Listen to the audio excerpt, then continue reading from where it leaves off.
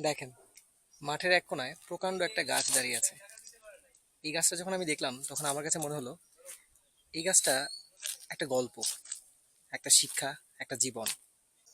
আমরা সাধারণত মনে করি একা মানে দুর্বল, একা মানে শেষ। কিন্তু এই গাছটা অন্য কিছু বলে।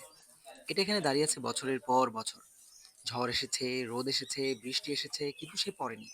কারণ তার শক্তি বাইরে না, তার শক্তি ভেতরে।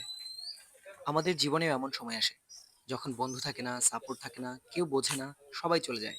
কিন্তু জীবন থেমে থাকে না। ঠিক তখনই মানুষের নিজেকে চিনতে শুরু করে। কারণ সত্যিকারের শক্তি তখনই জন্মায় যখন আপনি একা থাকেন, আর তবুও ভেঙে পড়েন না।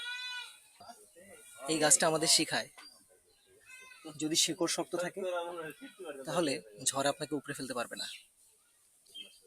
শেকড় মানে কি? শেকড় মানে হচ্ছে আপনার ধৈর্য, আপনার মনোবল, আপনার আত্মবিশ্বাস। আমরা একা থাকলে ভাবি আমাদের সাথে কেউ নেই, কিন্তু সত্যিটা হলো একা থাকা কখনো কখনো উপহার। এই সময়ই মানুষ নিজেকে তৈরি করে, নিজের সাথে কথা বলে, নিজের দুর্বলতা বুঝে, আর নিজেকে বদলায়। এই গাছটা চিৎকার করে না, অভিযোগ করে না, তর্ক করে না।